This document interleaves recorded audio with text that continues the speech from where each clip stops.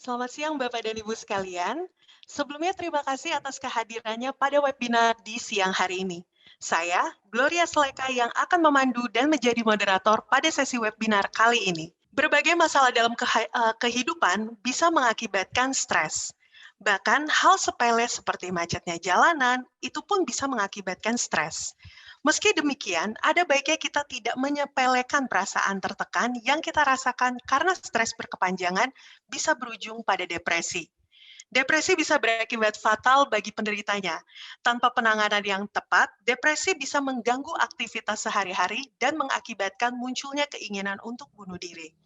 Sayangnya, banyak orang yang kerap menganggap bahwa depresi sebagai stres yang biasa, sehingga terlambat untuk penanganannya. Lalu, apa sih bedanya stres dan depresi? Oleh karena itu, topik yang akan kita angkat pada sesi webinar kali ini adalah stres dan depresi beda ya? Lebih berat mana? Telah hadir bersama saya seorang pakar, Dr. Irene Swantika Cornelia Rosti. Beliau merupakan seorang magister kesehatan serta spesialis kedokteran jiwa. Selamat siang, Dr. Irene. Selamat siang, Gloria. Selamat siang, semua Iya, partisipan.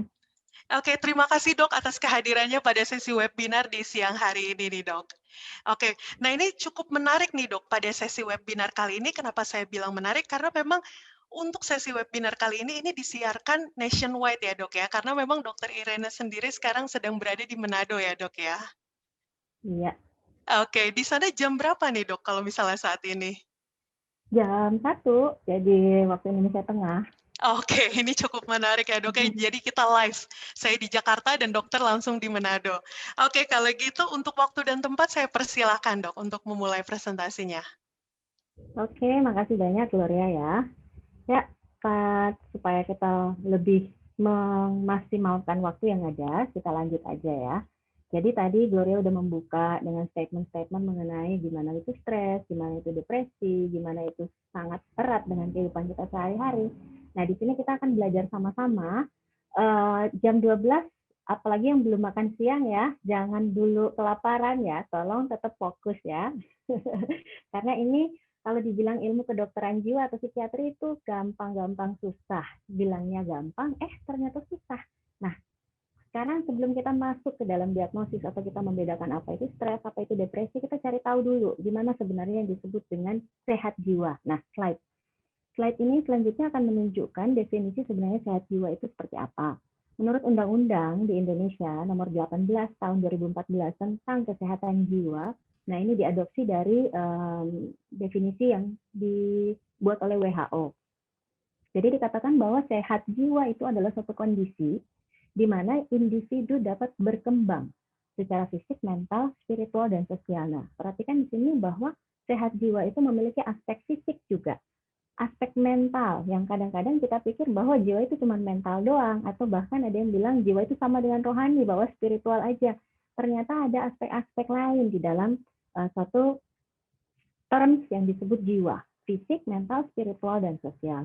Nah, kondisi seperti apa itu adalah di mana seorang individu dapat menyadari kemampuan sendiri dalam kehidupan sehari, mampu mengatasi tekanan, mampu bekerja secara produktif, dan kemudian dia bisa memberikan kontribusi kepada lingkungan atau environment yang ada di sekitarnya dia. Nah, jika seseorang tidak mampu atau kehilangan salah satu aspek dari kondisi sehat jiwa ini, maka bukan langsung dikatakan sakit jiwa, tetapi dikatakan yang mungkin kondisi kurang sehat jiwa atau memiliki masalah psikologis. Ya, slide selanjutnya.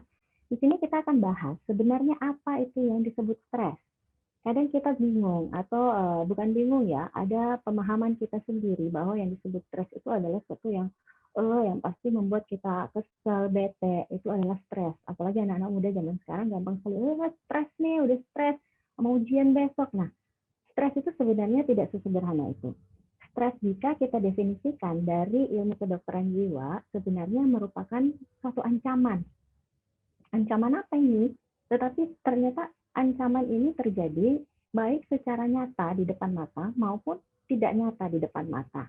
Jadi ancaman ini terjadi mengancam kelangsungan hidup kita dalam arti tubuh kita ketika beraktivitas sehari-hari dalam keadaan homeostasis. Yang disebut homeostasis adalah proses otomatis di mana tubuh tuh otomatis aja bangun pagi nyantai, santai, aman, tenang, tentram, stabil seperti itu. Itu adalah kondisi homeostatis. Ketika kestabilan kita terganggu, nah disitulah terjadilah yang disebut stres. Kita merasa terancam. Misal, kalau kita besok mau ujian, kita stres. Stresnya kenapa? Karena kita merasa terancam. Entar ujiannya kita jadi kurang bagus hasilnya. Atau entar nanti sementara ujian online terus jaringannya jelek. Terus, nah itu kita merasa terancam sebenarnya. Jadi apa yang dimaksud dengan stres? Stres adalah suatu ancaman baik secara nyata maupun tidak langsung terhadap kondisi homeostasis atau kondisi stabil dalam kehidupan kita. Oke, slide selanjutnya. Ya, dalam slide selanjutnya di sini saya mulai menunjukkan yang agak ribet ya. Ini menunjukkan fungsi tubuh kita. Nah, fungsi tubuh kita bagaimana merespon stres. Seperti tadi saya sampaikan bahwa stres adalah suatu ancaman. Ketika Anda merasa terancam, contoh nih ya, jika Anda melihat di depan mata ada singa ya, ada singa. Merasa terancam nggak? Nah, ketika melihat singa tersebut, apa yang Anda rasakan? Pertama-tama apa? Jantung langsung berdebar kencang. Pupil atau mata langsung melebar. Ketakutan kan? Coba membayangkan kondisi Anda dalam keadaan ketakutan. Mulut langsung kering, napas cepat, kemudian otot menjadi tegang. Nah, semua respon-respon tubuh terhadap adanya ancaman ini sebenarnya satu hal yang alamiah. Karena kita membutuhkan kondisi tersebut untuk fight or flight. Maaf, ini typo ya. Fight or flight. Kita harus melawan atau lari dari ancaman tersebut. Jelas kalau singa, ya saya nggak tahu ya sama Bapak Ibu yang pendengar partisipan sekalian atau Gloria, yang pasti kalau singa saya pasti flight lah, lari. Jadi saya nggak mungkin fight. Jadi kondisi lari juga kita butuh otot yang tegang. Bayangkan kalau otot kita lemas, gimana caranya lari kalau ototnya lemas? Jadi otot itu harus tegang. Jantung harus berpacu kencang supaya ketika kita membutuhkan tenaga untuk lari, kita bisa lari. Jadi itu adalah respon alamiah ketika kita mengalami ancaman. Ya, slide selanjutnya. Tetapi slide selanjutnya ini akan menunjukkan bahwa ternyata kondisi stres itu mimics atau meniru kondisi di mana kita merasa terancam. Jadi lihat di sini, jantung berdebar-debar, benar kan? Kalau dalam keadaan stres, kadang aduh besok ujian nih, besok dosennya galak, jantung langsung berdebar, keringat berlebihan, ototnya terasa tegang, sakit semua badan, kepala langsung sakit, perut mules, nafsu makan jadi berkurang atau berlebih. Nah, ternyata gejala-gejala fisik dari stres ini benar menyerupai gejala tubuh, fisiologis tubuh kita ketika kita sedang menghadapi satu hal yang mengancam kehidupan kita. Kok bisa? Padahal ujian besok tidak mengancam kehidupan kita. Palingan juga kalau nilai jelek dimarahin sama orang tua, tapi tidak membuat kita merasa sebenarnya secara nyawa kita tidak ada ancaman. Beda ketika kita berhadapan tentu dengan singa. Tetapi kok bisa responnya sama? Nah, itu dia yang disebut dengan stres psikologis. Jadi ancaman psikologis. Jadi ancaman itu nggak nyata di depan kita, tidak mengancam hidup kita, tetapi respon psikologis kita menganggap itu mengancam keberadaan kita sebagai manusia, ya, sehingga kita merasa stres. Oke, slide selanjutnya. Jadi slide selanjutnya ini akan menunjukkan bahwa ternyata stres itu bukan sesuatu hal yang 100% nggak baik. Ada yang disebut eustress dan ada yang disebut distress. Apa itu eustress? Eustress adalah stres yang baik, yang memotivasi seseorang untuk terus bekerja. Jadi setiap orang butuh tekanan dalam hidup agar tetap merasa bahagia, agar tetap termotivasi, tertantang, dan produktif. Contohnya, besok mau ujian, kemudian mama marah-marah. Udah belajar belum? Stres nggak? Tertekan nggak? Tertekan, stres. Tetapi marah orang tua itu membuat kita menjadi lebih terpacu, termotivasi. Dan akhirnya bisa belajar, ujiannya besok bisa dilewati dengan baik. Jadi itu adalah satu kondisi eustress. Kondisi stres yang baik yang memotivasi seseorang. Nah, kapan stres itu nggak baik? Itu disebut distress atau penderitaan. Stres yang tidak baik adalah kondisi stres yang sebenarnya baik, tetapi jadi banyak. Besok ujian, mama marah-marah, buku nggak punya, temen nggak ada yang kasih tahu bahan apa besok, banyak nih, numpuk sekaligus. Tiba-tiba dengar kabar hasil swab mama papa positif. Nah, langsung stres itu menjadi distres penderitaan. Apabila stres itu walaupun tidak banyak, tetapi juga berlangsung terus-menerus, tidak berhenti, itu juga menyebabkan distres. Kalau eustress langsung berhenti, besoknya selesai ujian udah nggak stres lagi, udah santai. Jadi pada saat distres, berlangsung terus-menerus, terjadilah stres kronis. Nah, kenapa bermasalah? Kenapa stres kronis ini berbahaya? Slide, kita lihat bahwa ternyata kondisi stres yang kronis ini akan mempengaruhi tubuh kita. Stres akan menyebabkan respon bukan hanya secara umum tubuh kita yang merespon, tetapi masuk jauh ke dalam sel-sel tubuh kita. Jadi secara umum memang kelihatan langsung reaksi tubuh seperti tadi ya, jantung berdebar, keringat dingin, dan lain sebagainya. Tetapi ternyata itu sudah memicu proses-proses yang terjadi di dalam sel tubuh kita. Nah, ketika terjadi respon dalam sel tubuh kita mestinya beradaptasi. Contoh yang tadi, kalau kita belajar, sel-sel tubuh kita beradaptasi untuk menjadi lebih mampu untuk menghafal, mampu untuk lebih clear untuk memahami suatu masalah atau suatu topik yang kita pelajari. Jadi sel-sel tubuh kita harus beradaptasi. Dan jika sel kita beradaptasi, terjadilah homeostasis atau kondisi stabil yang baru, yang dalam keadaan lebih tinggi atau lebih baru. Contoh misal, habis stres ditinggal pacar, sedih, menghibur diri, enakan, akibatnya terjadilah homeostasis yang baru. Nah, homeostasis yang baru ini akan memicu pertumbuhan. Nah, pertumbuhan ini akan menyebabkan tubuh kita menjadi lama-kelamaan makin baik, atau pikiran kita, proses pikir kita lama-kelamaan akan menjadi makin adaptif. Next time jangan salah pilih pacar misalnya. Itu dari contoh eustress. Gimana dengan keadaan distres? Nah, kalau dalam keadaan distres, tubuh kita nggak mampu beradaptasi atau respon sel-sel otak kita nggak mampu beradaptasi. Akibatnya terjadi maladaptasi, menghambat pertumbuhan, malah terjadinya gangguan-gangguan dalam proses pikir dan lain sebagainya. Ya, slide selanjutnya. Nah, dalam proses-proses ini ternyata ada respon sel yang bisa kita titik beratkan. Apa itu? Slide. Kata ini yang menjadi fokus kita. Balik lagi yang tadi, kata adaptasi. Ya. Jadi ternyata stres itu harus kita respon secara adaptif. Baru kita bisa mengatakan stres itu menjadi satu kondisi eustress. Jika dia menjadi distres, berarti kita nggak mampu beradaptasi dengan tekanan. Oke? Sehingga kalau terjadi masalah selanjutnya berkepanjangan, lihat, bisa menyebabkan injury sel. Gimana caranya kok orang stres secara psikologi, sel-sel tubuh kita yang terjadi problem? Nah, ternyata tubuh kita atau otak kita ini yang merespon. Jadi untuk setiap kondisi yang kita katakan bahwa ini masalah psikologis aja, nggak ada masalah dengan badan saya nggak sakit. Ternyata penyakit itu berada atau sumbernya berada dari sel-sel otak kita.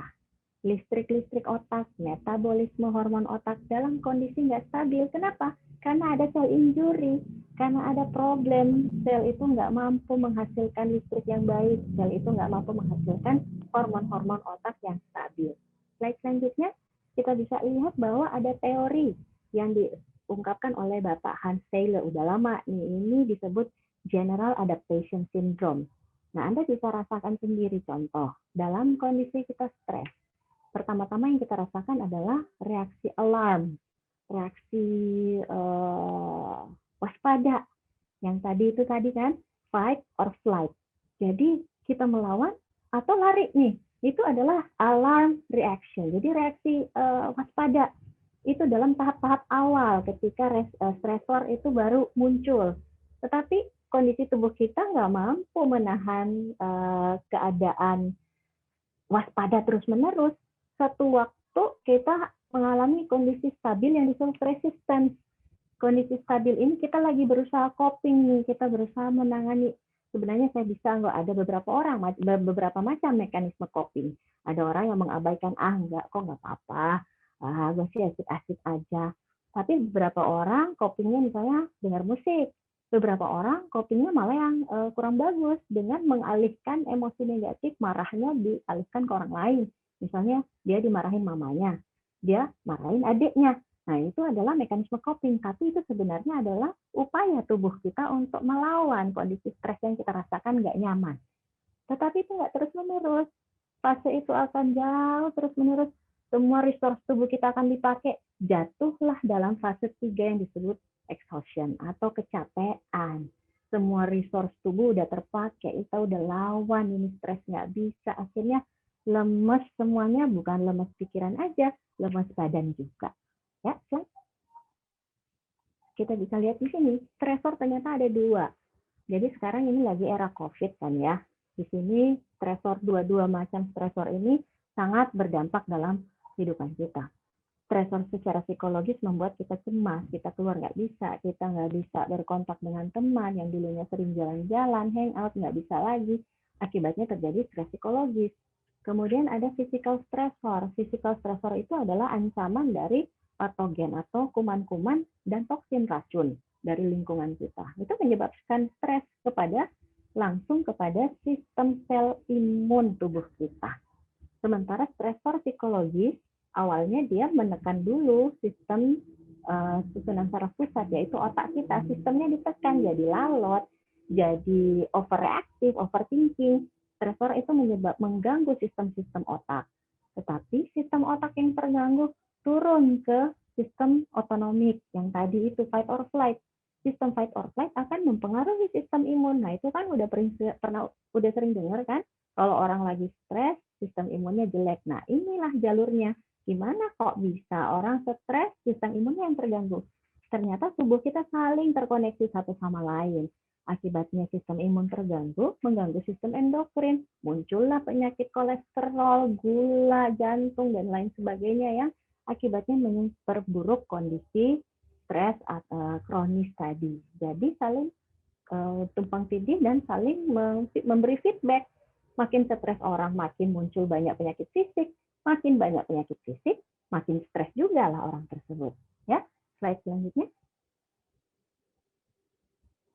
Kita bisa lihat di sinilah bagaimana depresi itu terjadi. Jadi dari satu stres kronis yang terus-menerus berlangsung, dari proses inflamasi atau proses peradangan, infeksi, jadi misalnya dari COVID, kan udah ada yang terakhir dengar bahwa COVID bisa menyebabkan yang kondisi dibilang delirium. Nah, disinilah bagaimana bisa terjadi proses masalah pada otak akibat dari infeksi virus maupun bakteri. Jadi kronik stres maupun infeksi menyebabkan aktivasi sistem perlawanan sistem imun melalui mikroglia, mengaktifkan sistem imun yang hormonal nih, interleukin dan lain sebagainya. Nah, dia mempengaruhi nih aksis HPA yang memicu akibatnya ujung-ujungnya tuh lihat turun ke bawah, terjadilah depresi. Jadi awal mulanya dari hanya stres aja yang katanya biasa, kok nggak apa-apa, terjadinya penurunan energi tubuh secara sistemik, itulah menyebabkan terjadinya depresi. Ya, slide. Nah, ketika udah depresi, kalau kita mau mendiagnosis depresi, jangan self-diagnose ya, tetapi ini menjadi gambaran aja, supaya kira-kira mungkin Anda mengalami suatu depresi klinis. Jadi, ingat, depresi itu ada yang disebut gejala depresi, ada depresi klinis.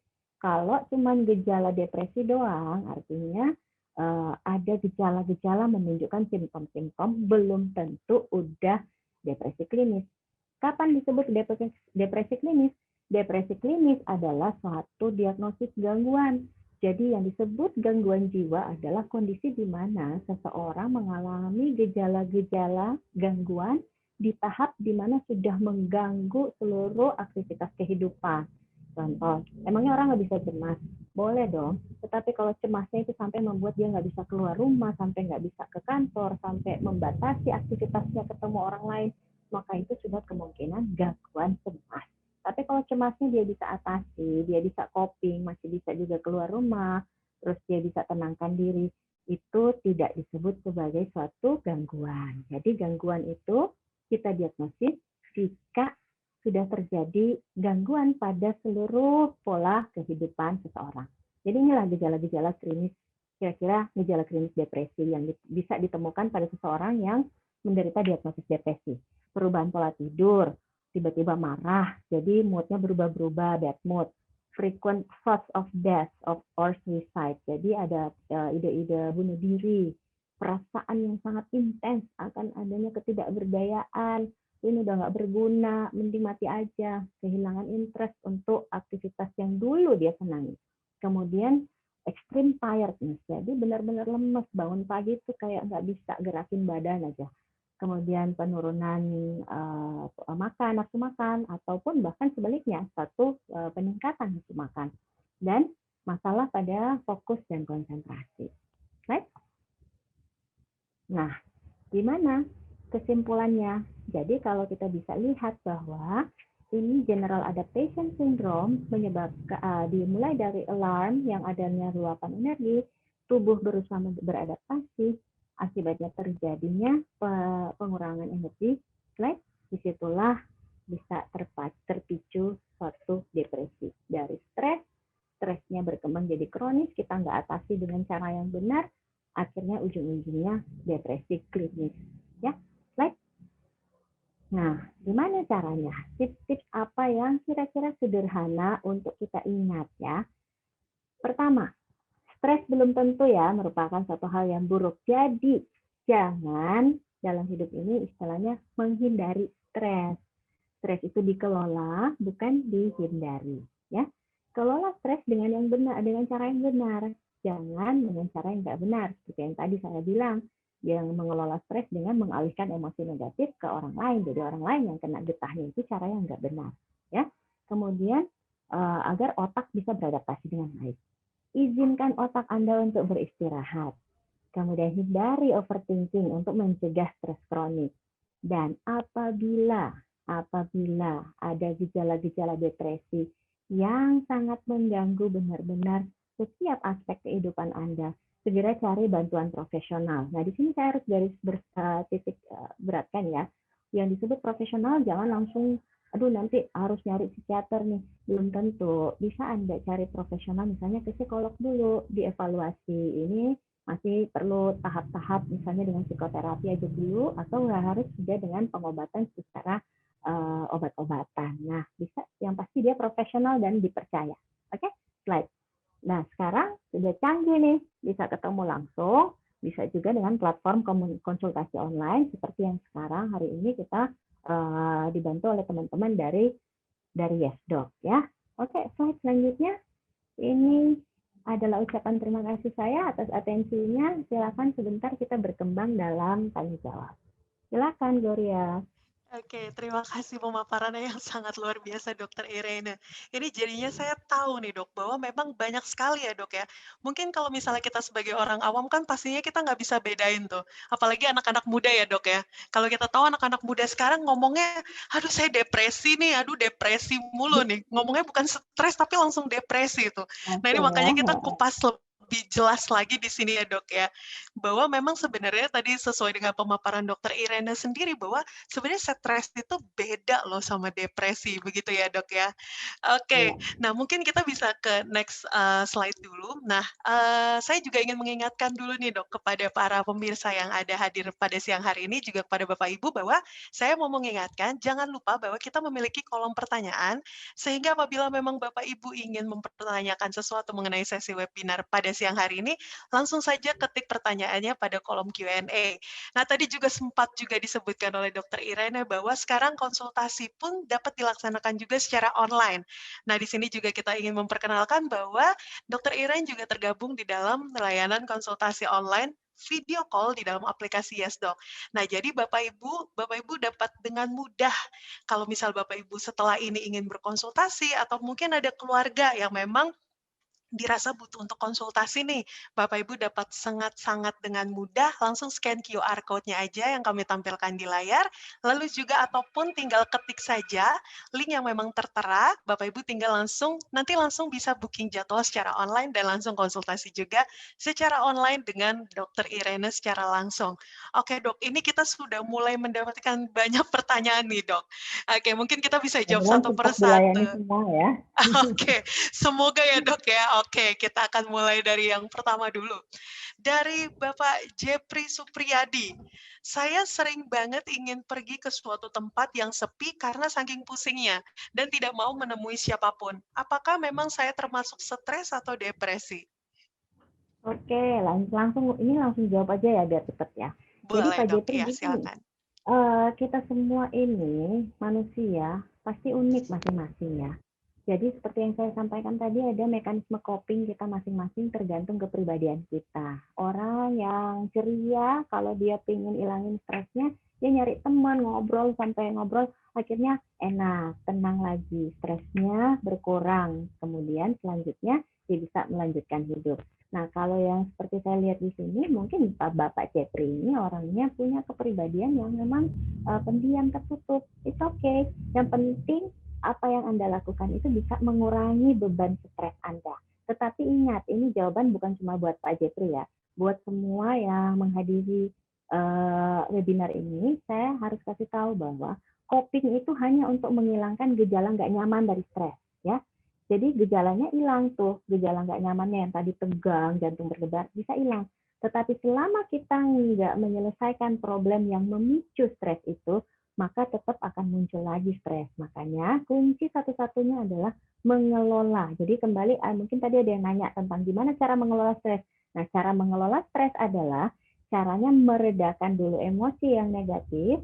Setelah kita udah clear pikiran, kita harus cari tahu gimana caranya kita mengatasi problem yang memicu stres kita. Ya, oke, silakan Gloria. Oke, baik. Terima kasih Dokter Irena atas jawabannya. Oke, kemudian ini ada pertanyaan menarik nih dok. Mungkin saya juga mau tahu nih, ini dari Pak Petrus Yakob ya. Apakah benar makan coklat itu bisa meredakan stres? Iya, benar kata peneliti. Kalau saya sih ya, jadi tergantung masing-masing ya, Pak. Itu ada kandungan serotonin, dan juga ada semacam kafeinnya, semacam stimulan. Jadi dia bikin semangat tuh. Jadi coklat kan kalau kebanyakan efeknya tuh bikin stimulan kayak orang minum kopi. Jadi memang makan coklat bisa meredakan gejala stres, tapi nggak bisa ngilangin persoalan. Tetap habis makan coklat, mikirin lagi saya harus ngapain nih supaya persoalannya bisa saya atasi dengan baik ya. Oke, siap dok. Nah ini Bapak Ibu habis ini jangan langsung beli coklat kebanyakan ya dok ya berarti ya. Kalau misalnya memang padahal tadi ya kita sendiri juga harus lebih coping stres juga harus tetap dijaga ya dok ya, bukan hanya makan coklat terus ya dok. Oke, kemudian juga ada pertanyaan nih dari Ibu Susana. Apakah stres itu bisa memicu ataupun menyebabkan asam lambung dok? Ya, benar sekali, Bu Susana.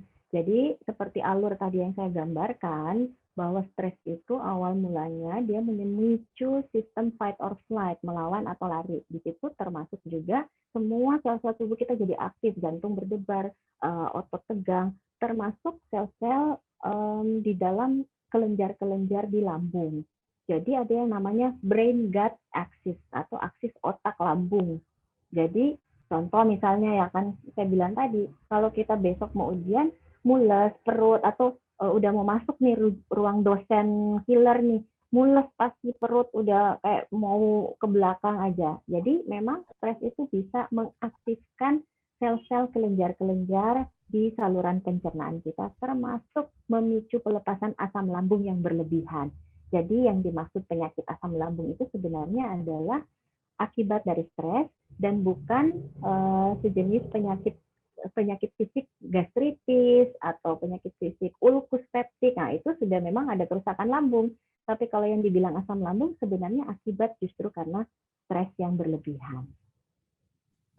Oke, berarti memang berhubungan ya dok ya, sehingga kita harus betul-betul Iya, menjaga diri kita juga, sehingga tadi juga dibilang juga oleh dokter Irene ya Bapak Ibu, bahwa memang sebenarnya stres itu tidak semuanya sepenuhnya itu negatif ya dok ya.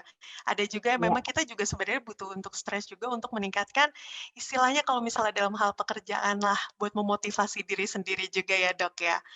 Oke, kemudian kita lanjut juga ke pertanyaan dari Pak Joni Kemon. Dokter, saya pernah didiagnosis depresi. Saat diberikan obat saya cenderung terkontrol, namun saya berhenti obat. Jadi kembali lagi saya tidak mau tergantung dari obat-obatan. Nah, itu harus seperti apa ya, Dok ya? ya, Pak Joni, kalau menjalani terapi depresi, sekali lagi saya bilang tiap orang beda-beda. Depresi itu biasanya akan resolve, akan membaik dengan terapi setelah di follow up dalam jangka waktu sampai 2 tahun. Tapi bukan berarti minum obatnya sampai 2 tahun, enggak. Tiap orang beda-beda, makanya harus rutin kontrol, dievaluasi. Nah, pada saat kontrol, di situ dievaluasi penurunan dosisnya secara bertahap. Jadi mestinya selama jadi gini, obat itu hanya untuk memicu pemulihan secara sempurna. Memicunya gimana? Memicunya dengan cara menstabilisasi gangguan pada sel-sel tadi yang saya sudah sampaikan dalam penjelasan saya. Jadi obat itu akan membuat sel itu beraktivitas kembali normal. Dia bisa menghasilkan hormon-hormon dan listrik-listrik yang normal.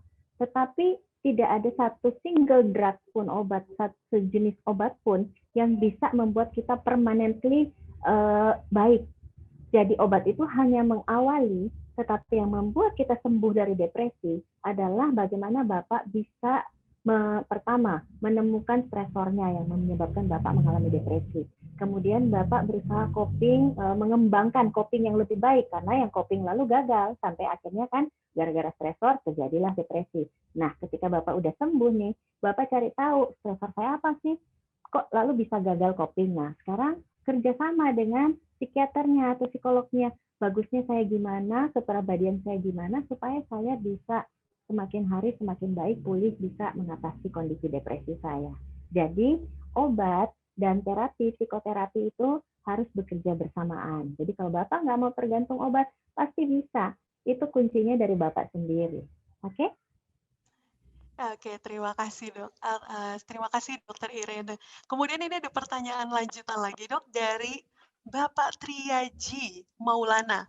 Siang Bu Dokter Irene, bagaimana cara mengatasi depresi pada remaja? Mohon masukannya ya, terima kasih. Nah, ini dia nih, depresi pada remaja ya. Kalau saya bicara di forum dokter-dokter, ini pasti pembahasannya pasti akan panjang. Kenapa? Karena depresi pada remaja ini sangat kompleks ya. Meskipun kita bilang mereka itu masih remaja, masih berkembang, tetapi justru depresi pada remaja itu yang sangat kompleks. Kenapa?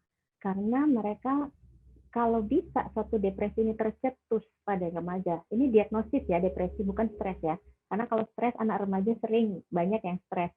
Tapi kalau depresi itu mestinya jangan sampai anak remaja itu sudah sampai kondisi depresi. Berarti pertama anak remaja ini dalam proses tumbuh kembangnya tidak mengembangkan proses coping yang baik. Tidak ada support yang cukup mungkin dari keluarga atau barangkali ada penyakit fisik lainnya. Saya pernah ketemu pasien yang depresinya tercetus karena dia mengalami TB, TBC. TBC diobati dengan obat 6 bulan, akibatnya mengalami depresi klinis, tapi pemicunya cuma karena kondisi TBC. Ketika dia sudah sembuh, kemudian kita support terus, akibatnya anak ini bisa sembuh. Jadi untuk mengatasi depresi pada remaja, itu perlu kerjasama yang ekstensif, Pak. Nggak bisa cuman bapak ibu orang tua aja, harus melibatkan sekolah sama teman-teman dari remaja itu ya. Oke. Baik, terima kasih Dokter Irena atas pemaparannya. Kemudian ini cukup banyak banget nih Dok pertanyaannya. Oke, kemudian ada pertanyaan lanjutan lagi. Selanjutnya ada Ibu Eka Ardarini. Dokter, bagaimana cara mengatasi dan intervensi stres yang memang mengakibatkan GERD ini? Ya itu saya kayaknya udah jawab juga tadi ya. Tapi saya ulangi lagi biar menjadi penekanan bahwa untuk stres segera kenali secara dini. saya ini benar-benar dalam keadaan stres, ya. Artinya kita pilah stres ini stres baik atau stres buruk. Stres baik adalah stres yang nantinya setelah kita menyelesaikan episode stres itu, kita akan menjadi orang yang lebih baik. Stres buruk adalah kondisi stres yang semakin akan mengurangi resource kita.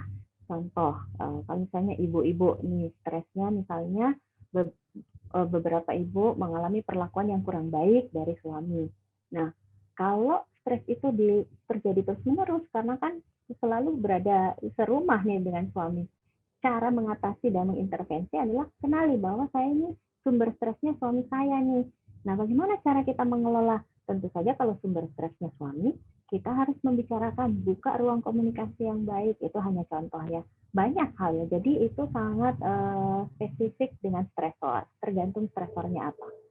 Selain itu, yang kedua, spesifik juga dengan kepribadian kita. Ada orang yang nggak mampu membicarakan secara terbuka, ya pakai WA lah atau gimana caranya. Yang pasti itu butuh diramu secara khusus untuk masing-masing person.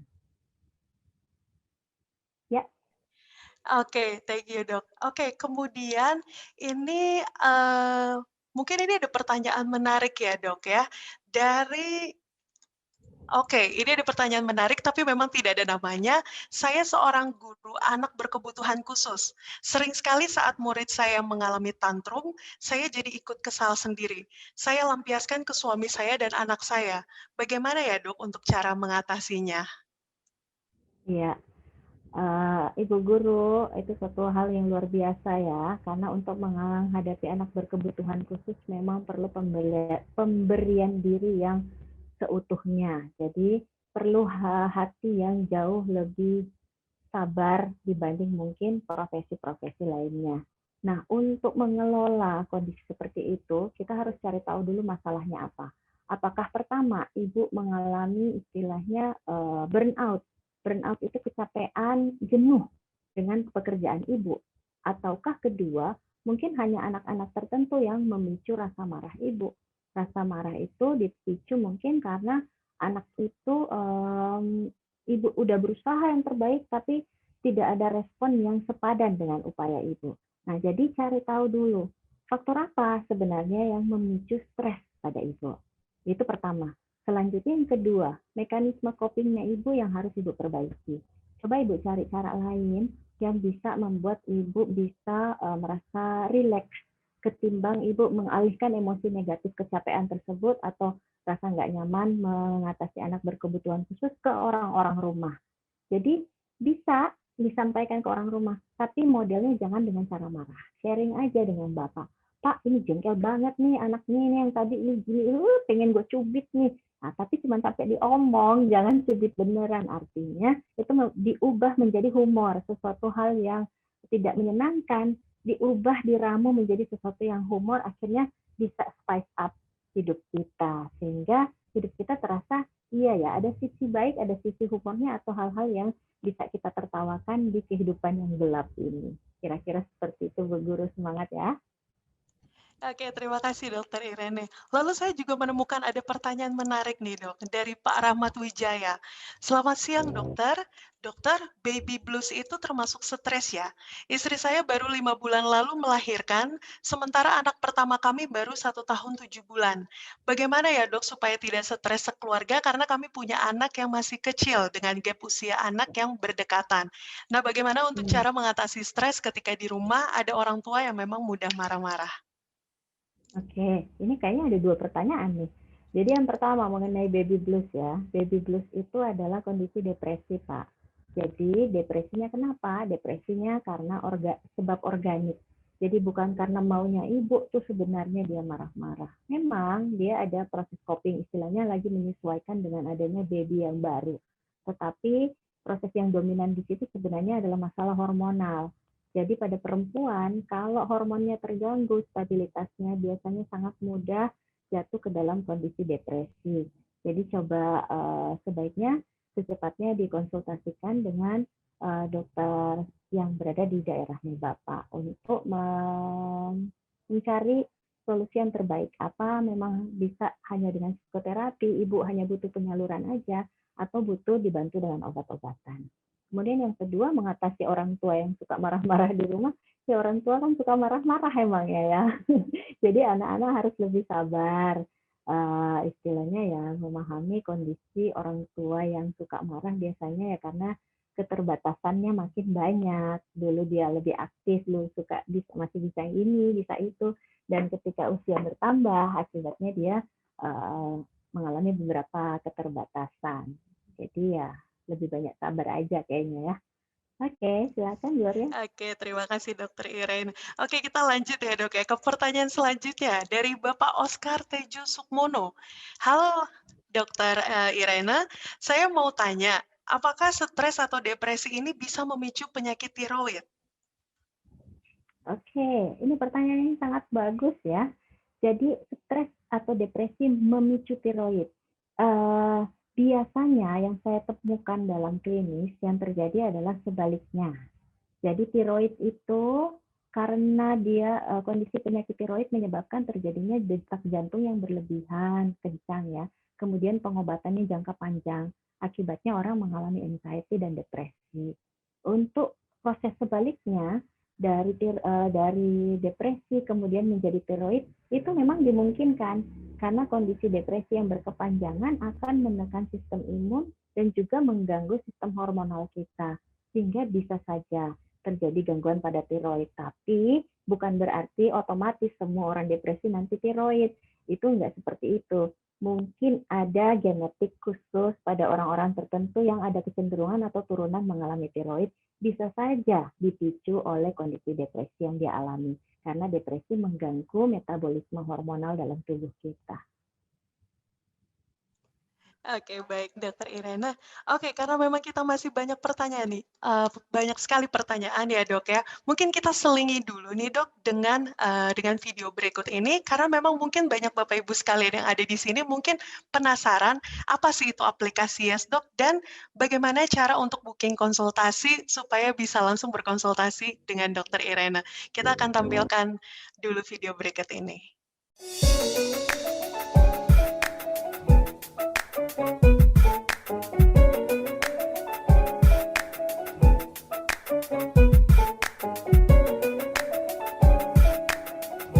Selamat datang di aplikasi YesDoc. Ketuk Yes. Pilih dokter spesialis sesuai dengan kondisi Anda. Pilih jadwal konsultasi. Lalu, pilih metode pembayaran yang Anda inginkan. Selamat, Anda telah berhasil membuat jadwal. Pastikan Anda bersiap pada saat dokter memanggil. Silakan menunggu, dokter akan segera menghubungi Anda. Aplikasi YesDoc memiliki fitur video call. Anda juga dapat menggunakan mode telepon. Setelah selesai, silakan menunggu. Dokter akan segera mengirimkan rangkuman konsultasi Anda.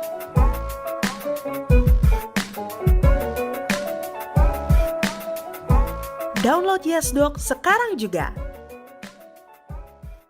Oke, nah itu Bapak Ibu sekalian bagaimana cara untuk booking layanan konsultasi online melalui aplikasi YesDoc dan bagaimana caranya dan tampilan pada saat Bapak Ibu memang sedang berkonsultasi melalui aplikasi YesDoc. Jadi memang aplikasi YesDoc ini dapat Bapak Ibu temukan sangat mudah di aplikasi, dapat dengan mudah ditemukan aplikasinya melalui Google Play Store maupun App Store. Nah, saya juga nggak bosan-bosan nih untuk mengingatkan kepada Bapak Ibu sekalian cara untuk berkonsultasi dengan mudah melalui jadi kita juga sudah menampilkan layar pada tampilan pada siang hari ini, teman-teman langsung bisa saja scan QR code maupun ketik saja link yang memang tertera untuk langsung booking konsultasi online bersama dengan Dokter Irene. Oke, Dokter Irene, kita lanjut ke beberapa pertanyaan selanjutnya ya Dok ya. Ini ada pertanyaan dari Ibu Mirda Syaidah. Apakah depresi bisa menurun ke anak cucu? Karena saya sering dengar jangan menikah dengan keluarga ini, nanti punya keturunan mudah depresi. Oke, ya, jadi gangguan apapun itu punya potensi pasti akan diturunkan ya. Tapi bukan modelnya seperti misalnya penyakit turunan apa ya? Seperti adalah penyakit turunan, penyakit genetik istilahnya yang turunan. Pasti ini nanti anaknya pasti salah satunya ada yang ini. Kalau untuk kondisi depresi itu lebih kompleks. Yang diturunkan adalah bentuk atau organ otaknya, respon organ otak. Jadi kenapa pada satu kelompok keluarga tuh model-model gaya-gayanya mirip, ada satu keluarga tuh orang semua ceria di dalam rumah kayak rame banget, suka bercanda. Ada keluarga yang lain akur sih tapi ada diam. Nah itu menggambarkan bahwa fungsi otak dalam keluarga itu diturunkan.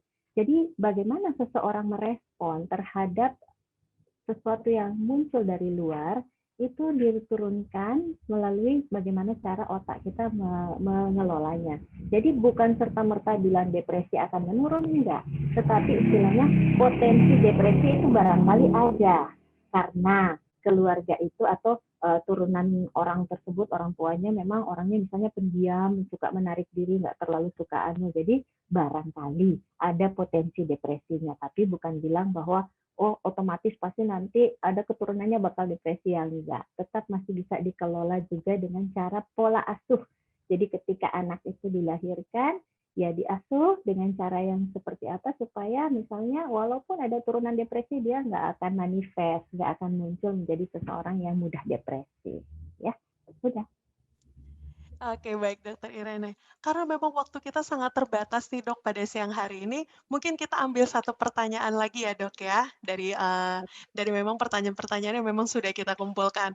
Ini ada pertanyaan dari Ibu Tu Eka Yuda Pratama. Siang dokter, saya Eka Yuda Pratama. Saya ini menderita OCD sudah 1 tahun lebih. Apakah bisa OCD ini disembuhkan tanpa harus mengkonsumsi obat dari dokter? Ya, OCD adalah suatu diagnosis ya. Jadi kalau sudah terdiagnosis, sepemahaman dan pengalaman saya, dia tetap harus mendapat pengobatan. Harus mendapat pengobatan, minimal di awal. Tapi untuk mengembalikan kondisi ke semula, menghilangkan dengan istilahnya ya, bilang 100% juga saya nggak berani sih. Yang pasti kondisinya bisa kembali aktivitasnya normal seperti semula, itu tidak serta-merta hanya mengandalkan obat saja. Tetapi jika pertanyaannya bahwa apakah bisa OCD tanpa obat, saya harus menjawab nggak bisa. Karena kalau sudah didiagnosis OCD, pasti harus ada pengobatan dulu minimal di awal. Oke, baik Dokter Irene. Baik, karena memang waktu kita sangat-sangat terbatas pada siang hari ini, jadi apabila memang dari Bapak Ibu masih ingin lanjut untuk berkonsultasi ataupun masih ingin lanjut bertanya-tanya, misalnya langsung dengan Dokter Irene, sangat mudah caranya, Bapak Ibu tinggal scan saja QR code-nya ataupun langsung ketik link yang memang kami sediakan pada siang hari ini. Oke, Dokter Irene, karena memang waktu kita sangat-sangat terbatas, kita sekarang masuk ke sesi akhir ya dok ya. Mungkin boleh diberikan suatu tips-tips dok yang dapat dibagikan nih kepada Bapak Ibu sekalian pada siang hari ini. Untuk tips-tipsnya tadi udah di slide paling akhir ya. Jadi jangan menghindari stres. Jadi stres itu pasti akan datang. Tidak ada suatu kondisi di mana kita full nggak bakalan stres. Nah, jadi stres itu dikelola. Cara mengelolanya gimana? Cara mengelolanya adalah sesuai dengan apa yang Anda miliki dari latar belakang kepribadian masing-masing. Jadi resource-nya mestinya Anda yang paling tahu. Gali potensi-potensi Anda untuk menemukan bagaimana cara Anda beradaptasi dengan stresor. Jadi dengan beradaptasi dengan perubahan yang mencetuskan stresor. Izinkan otak Anda beristirahat. Ingat, kadang kita kalau dalam dunia yang sekarang, semua sudah serba persaingan makin tinggi dan lain sebagainya, akibatnya kita kadang abai dengan mengistirahatkan otak. Cara istirahat otak itu selain dengan tidur adalah dengan melakukan hobi, dengan melakukan hal-hal yang menyenangkan, relaksasi, bersama-sama keluarga. Jadi otak menjadi beristirahat, menikmati hal-hal yang menyenangkan. Hindari overthinking, dan yang terakhir adalah kalau memang Anda sudah mendapatkan masalah untuk berinteraksi atau melakukan mengoptimalisasi hidup Anda, berarti Anda butuh bantuan profesional. Jangan ragu dan jangan terstigma menganggap bahwa yang gangguan jiwa tuh cuma yang skizofrenia atau gila aja, sehingga takut untuk ke psikiater atau psikolog, tapi usahakan untuk secepatnya mendeteksi jika Anda butuh bantuan profesional. Baik, Bapak dan Ibu sekalian, kita sudah sampai di akhir sesi webinar pada siang hari ini, dan saya juga ingin mengingatkan, nah ini juga saya nggak bosen-bosen nih dok, untuk mengingatkan bahwa Bapak Ibu dapat dengan mudah, Bapak Ibu dapat langsung download saja aplikasi YesDoc melalui Google Play Store maupun App Store. Bapak Ibu tinggal download, lalu Bapak Ibu tinggal bisa langsung booking layanan konsultasi online-nya, ataupun Bapak Ibu langsung bisa scan QR Code yang memang kami tampilkan pada siang hari ini, dan juga bisa langsung ketik link yang memang tertera untuk langsung booking sesi konsultasinya. Nah, oke. Akhir kata, terima kasih kepada Dr. Iren yang telah menyempatkan waktunya pada siang hari ini, Dok. Terima kasih sekali atas waktunya ya, Dok ya. Oke, dan terima kasih dan stay health, stay safety semuanya. Bye-bye.